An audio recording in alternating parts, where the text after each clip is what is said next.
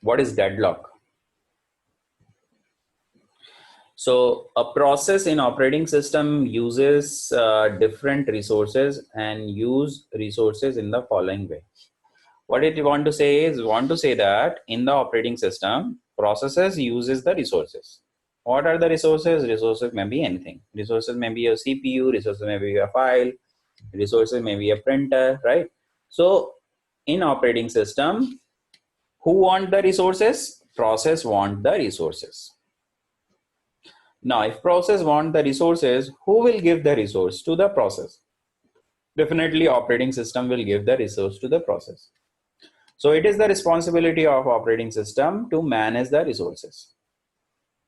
Now, process can request a resource, right?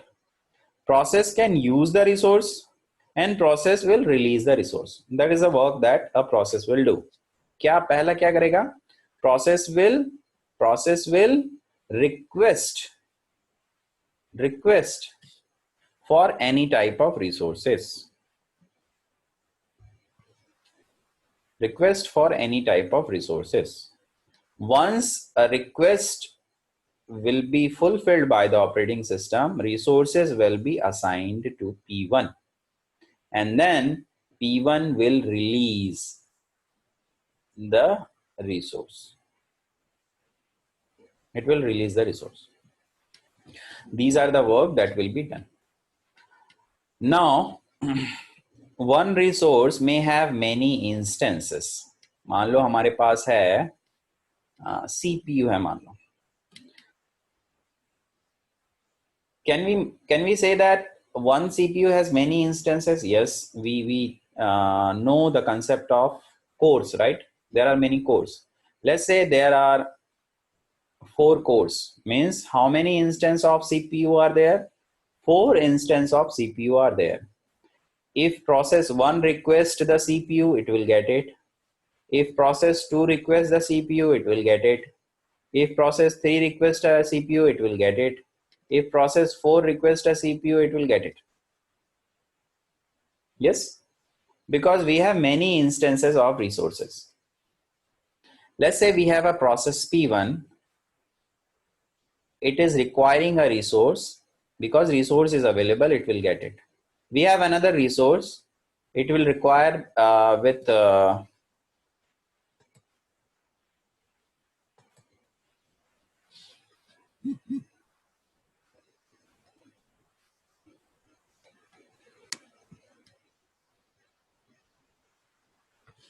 it will require with P2, definitely it will get it. But if P3 is requesting the same resource, it will not get it. Why? Because only 2 instances of resources is here, right? That is how it will be done. That is how the operating system will manage the resources. And some process has to wait for some time to release the resource by the other process. So let's say we have the scenario like this. Let's say we have a resource R1 and we have the resource R2. Both have 1 instances. Let's say there is a P1 and there is a P2. P2 has been assigned the resource, P1 will assign the resource R1, R2, and P2 has assigned the resource R1. But to execute the full resource, P2 required R2 resource also. So it will make a request to the operating system that I want R2. And P1 also require R1 to complete its execution. So P2 will request for R1. Because R1 is already occupied by P2 and R2 is already occupied by P1, both are not releasing the resource and both are waiting to each other to release the resource. That situation is called deadlock.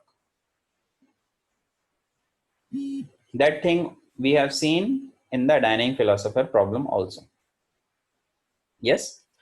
So what is a deadlock? Deadlock is a situation where a set of processes are blocked because each process is holding a resource and waiting for another resource acquired by some other process. Right? So what is a deadlock? Deadlock is a situation where a set of processes are blocked. Blocked means they are not executing further. Why? Because the process is holding a resource and waiting for another resource acquired by some other process. Here in this case, P1 is holding a resource R1 but waiting for P2 to release R1, and P2 also waiting P1 to release R2, and it is holding another resource R1.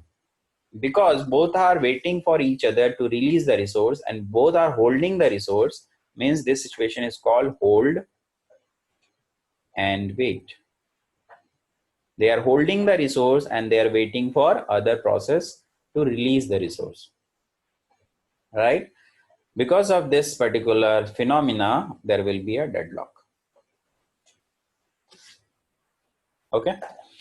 If we'll try to understand the same thing with example, so how we can do that? Let's see.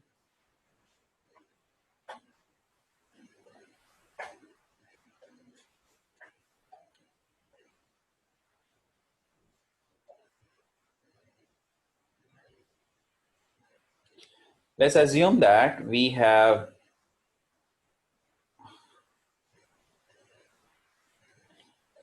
some n number of trucks. I'm very bad in drawing. I don't know. See, there are trucks.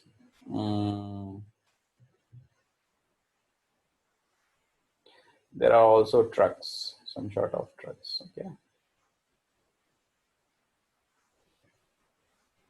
And they want to pass. And this particular path is, let's say, is a type of bridge, which is a very narrow bridge. And at a time, only one vehicle can pass this particular bridge. Okay. Now we assume that this particular vehicle is coming here, and this particular vehicle is coming here, and both are in between the bridge, but they cannot cross. So they are in the middle of the bridge, and because there is no room to be crossed, so they will wait for each other. Means one truck is holding the resource, this particular resource, from here to here, and this truck is also holding the resource from here to here, and both are holding the resource and both are waiting to each other to release the resource. That situation is called deadlock, because both truck cannot go further or cannot move further. So what is the solution? So there is a simple solution. The first solution is, can we say that truck number 1 will reverse? So once the truck number 1 will reverse, there will be the empty slot, and truck number 2 can go from that particular bridge. It means that, can we say any of the process to be rolled back or to be killed, right? Or to forcefully release the resource. This is one solution. This solution will be occur when there is a deadlock. Means your system is in the deadlock, and then we start killing the process. So generally we do in the Windows. What will happen in the Windows? We can make a forceful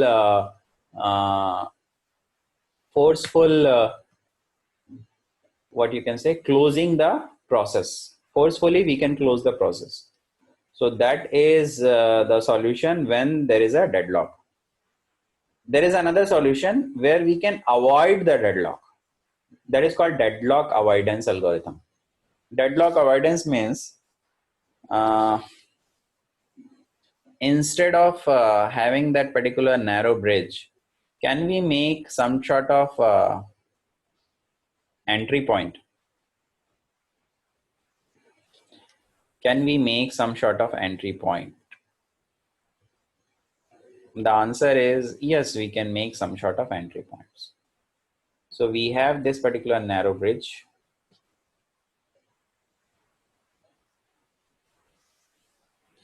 And we have trucks available.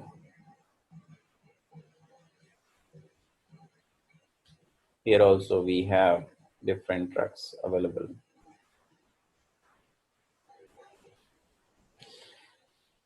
And which we want to cross this particular bridge.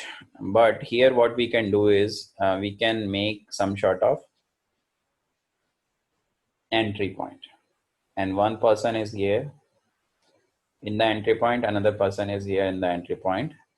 And they will see that if there is no vehicle is in the bridge. So this person, if one truck want to use this particular bridge, so this person will see the bridge and inform this person that I am releasing one truck, you just hold it. So at that particular time, that person uh, will open the entry point, so one vehicle can go and pass. And when another vehicle will request from other side, so this person will inform this person to wait, and this person will open the gate and will be passed. That method is called deadlock avoidance. Avoidance means we don't want that system ever come into the deadlock. So that is called deadlock avoidance algorithm. So you have seen that what are the different solutions we can provide to the deadlock. Let's go and understand what are the different conditions for the deadlock. Means if we think that in a system there will be a deadlock, so what are the different conditions? So this I told you already. This graph I told you already, right? Now that condition is called Coffman condition. A deadlock occur if 4 Coffman condition hold true. Means a deadlock will occur in the system if all the four essential condition hold. Means all the condition are essential condition. If any of the condition doesn't hold, means there is no deadlock. Getting it? If all 4 condition is true, then we can say that system is in deadlock. All these 4 condition is given by the scientist called Coffman. So they have given the name to it, that is called Coffman condition. So the first condition given by the Coffman is called mutual exclusion. What is a mutual exclusion? Mutual exclusion says that one or more than one resource are non-shareable. Only one process can use at a time. If we have one resource, how many resource? One resource. So only one process can use it. We do not allow that particular resource will be taken by other process. That is called mutual exclusion. Means we'll apply the mutual exclusion in the critical section. Means critical section will be there, and you have to provide the solution of mutual exclusion. Means at a time only one process will be executing the shared resources. Second is hold and wait. The process is holding at least one resource and waiting for other resources. That is hold and wait condition. If this is occur, means P1 is holding one resource and waiting for another process to release another resource. That is called hold and wait condition. That condition should be there in the system. Then there is a possibility of deadlock. No preemption. A resource cannot take from a process unless the process releases the resources. If there is no preemption, then what will happen? Process P1 is holding R1, process P2 is holding R2. Both are holding resources, both are waiting for each other to release the resources, but nobody is preempting. Preempting means nobody is leaving the resource. If nobody is leaving the resource, that condition is called no preemption. The last condition is circular wait. Circular wait के बारे में बताया मैंने. If there is a wait for graph, means P1 is waiting for P2 to release and P2 is waiting P1 to release. If there is a circle, it means that there is a deadlock. So all four conditions need to be satisfied. First, mutual exclusion, one or more than one resources are non-shareable. Only one process can use at a time. एक या एक से अधिक resources are non-shareable. They are not shareable. Only it means that one or more resources are not shareable. Means will not have any shareable resources. Only one process can use at a time. That is called mutual exclusion. Hold and when a process holding at least one resource and waiting for another resource to be released. No preemption means a resource cannot taken from the process unless process releases the resources. Circular wait means a set of processes are waiting for each other in the circular form. That is called circular wait. If we'll go and detail what is a mutual exclusion, there should be one resource that can only be held by one process at a time. In the diagram below, there is a single instance of resource R1. It is held by process R1 only. This is the scenario of the first scenario of the deadlock means there is a one resource and this resource will be allocated by the only one resource, only one process. Hold and wait. What is the meaning of hold and wait? See here, process 1 is holding the resource and process 2 is also holding the resource, but process 2 is requesting process 1 to. So who is in the hold and wait condition? The process 2 is in the hold and wait condition. Process 2 is in hold and wait condition. Process 1 is not in the hold and wait condition. Remember with this particular diagram.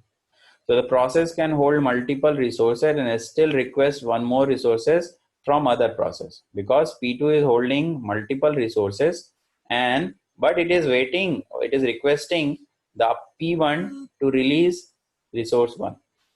This situation is called hold and wait. Next is no preemption. No preemption means process 2 is having resource 2 but requesting process 1 to release it, but process 1 is not at all releasing it. Why? Because there is no provision of preemption.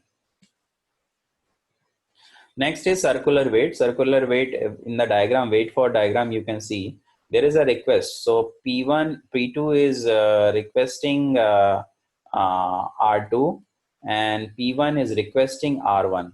So there is a wait, means ultimately P2 is requesting R1 to release one resource and P1 is requesting P2 to release another request. So there is a circular wait.